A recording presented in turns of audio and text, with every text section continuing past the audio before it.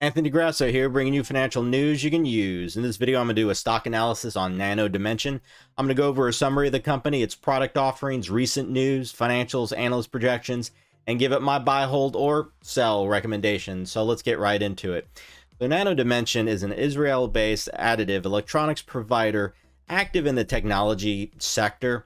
It has 3D printing technology for printed electronics. The company targets the growing demand for electronic devices that require sophisticated features and rely on encapsulated sensors, antennas, and printed circuit boards, or PCBs. The company's PCB jet printer system is an inkjet disposition tool for printing multi-layer circuit boards at home or office. It uses hardware, software, print head management, and nanochemistry for research and development, prototyping, and custom manufacturing projects. The company targets a range of industry sectors such as consumer electronics, medical devices, defense, aerospace, automotive, the Internet of Things, and telecom.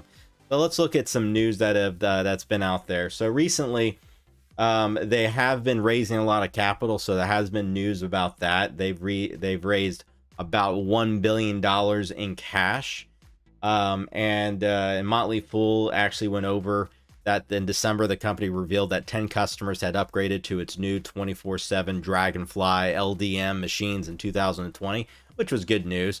But these stock offerings up to $1 billion, so they're just reeking in the cash, right? So let's go ahead and look at some of the fundamentals of the company.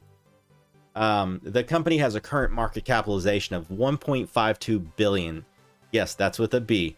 That is a very important thing to note because the valuation should put the company at around the $500 million mark.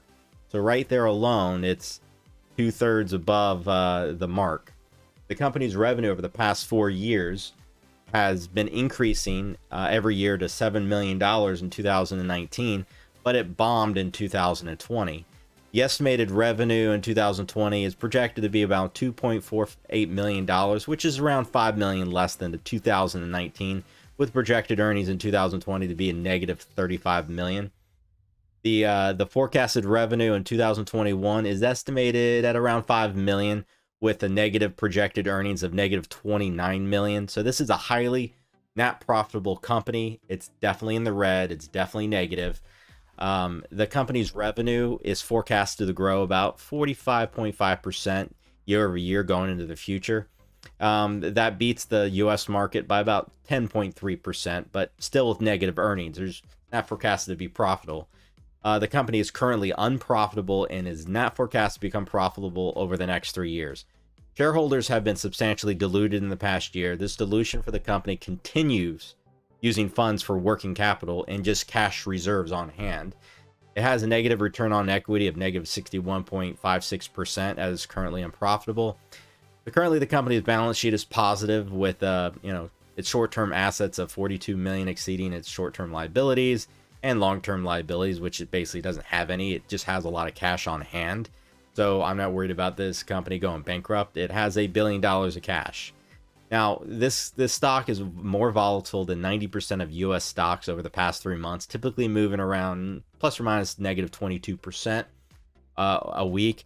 And its weekly volatility decreased around 53% to 22% over the past year, but it's still higher than 75% of U.S. stocks.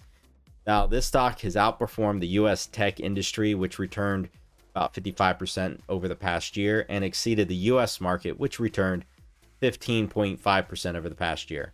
Now, the most appropriate valuation that I could use on this company is the price to sales ratio. The price to book ratio, I'll get into it, but I exclude it because it most likely underestimates the company's book value by overlooking hidden assets such as intellectual property, while the PE and the PEG ratios are not meaningful at this point. Therefore, this company seems highly valued with the highest price to sales ratio in the technology, hardware, storage, and peripherals industry of 1,298.62 times. But if you were to look at the price to book ratio, it's also overvalued based on the PB ratio being 9.6 times compared to the US tech industry average of only 2.5 times.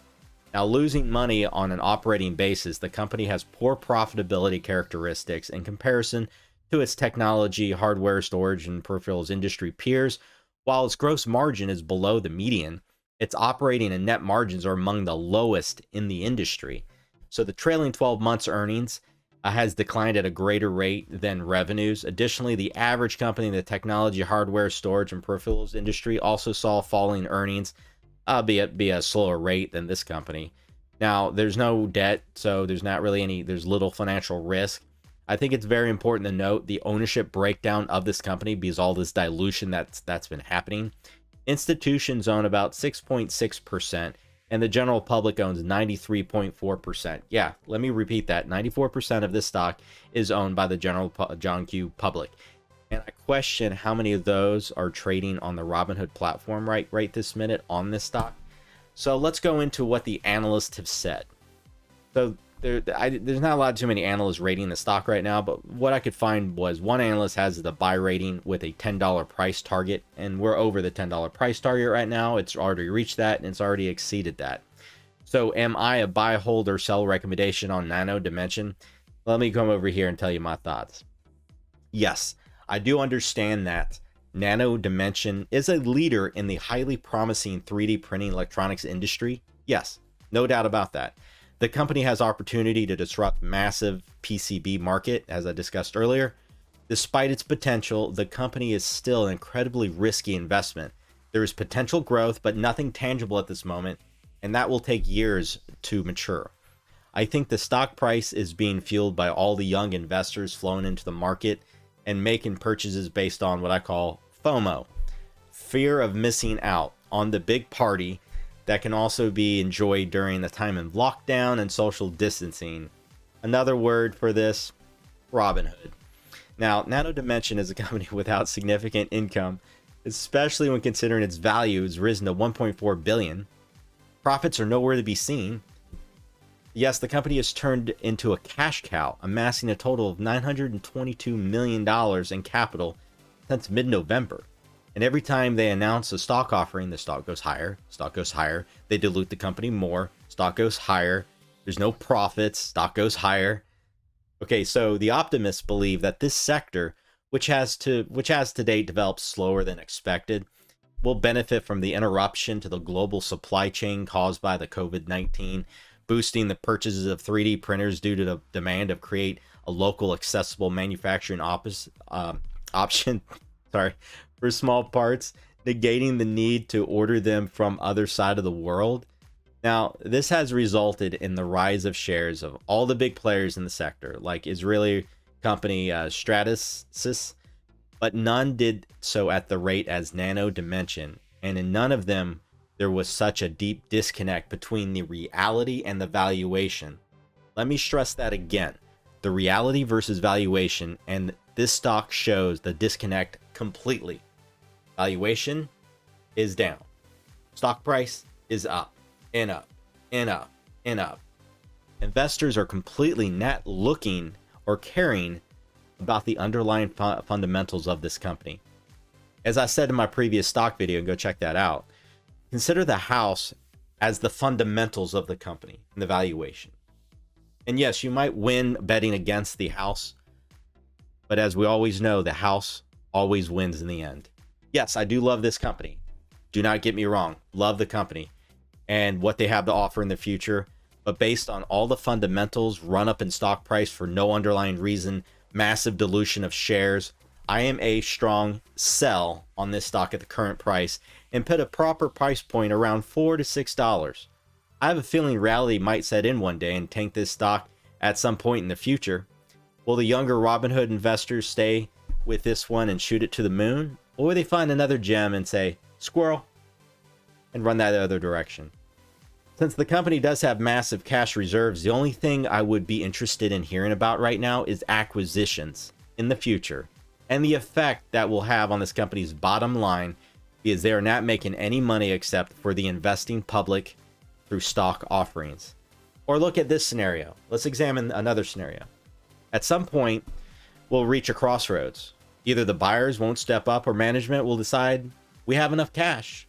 Nano does create a potential situation where it becomes acquired more for the cash on the balance sheet than purely the fundamentals of the company.